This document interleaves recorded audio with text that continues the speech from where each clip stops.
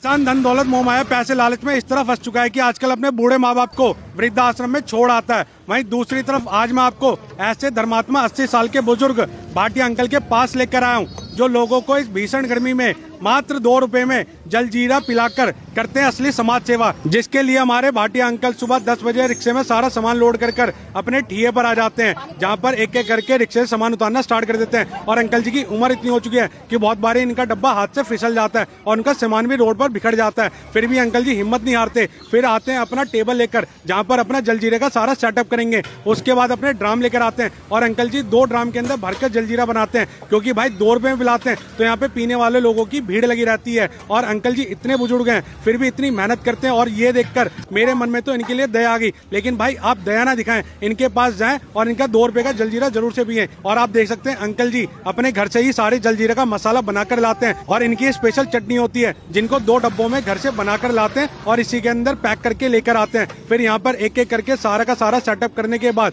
अपना जलजीरा बनाना स्टार्ट करते हैं। और आप जलजीरा देखिए कितना ही बेहतरीन लग रहा है। नींबू भाई 250 रुपए किलो चाहे 300 रुपए किलो, लेकिन आपको यहाँ पे नींबू इतना ही मिलेगा, क्योंकि जितना भी खेल होता है वो सारा का सारा नींबू का और मसालों का होता है। और जलजीरा को ठंडा करने के लिए इसमें पानी भी बढ़ाकर इसमें बर्फ डाल दी जाती है, ताकि आपको पीने में मजा आए और इस भीषण गर्मी में आपको गर्मी से राहत मिले। और उसके बाद अपने कुछ भाटिया जी मसाले डालते हैं, जिसके अंदर काला नमक होता है। 64 मसालों से बना हुआ इनका एक स्पेशल मसाला होता है, और भाई ये सच में ही 64 मसालों से तैयार होता है, ना कि भुट्टे वाली रेडी पे लिखा हुआ कि असली 64 मसालों से तैयार हमारा यहाँ पर भुट्टा। और सारा जलजीरा तैयार हो जाने के बाद इसके अंदर थोड़ी सी भी अगर कमी रह जाती है तो आप कह सकते हैं कि पुदीना होता है, तो अंकल जी उसकी भी कमी नहीं रखते हैं, पुदीना भी लेकर आते हैं और उसके अंदर एक एक पत्ता तोड़कर डाल देते हैं। फिर अंकल जी का खजाना आ जाता है, जिसके अंदर इनकी रेजगारी भरी होती है, क्योंकि भैया यहाँ पे 2-2 रुपए लोग लेके आते हैं तो अंकल जी इकट्ठा करके रखते रहते हैं। इसके बाद अंकल जी पहला गिलास निकालते हैं और ऊपर वाले को प्रसाद लगाते हैं, और भोग लगाने के बाद ये जितना भी गिलास होता है इसको दोबारा से पलट देते हैं। तो भाई आप ये समझ सकते हैं कि अंकल जी बिजनेस के लिए तो नहीं करे,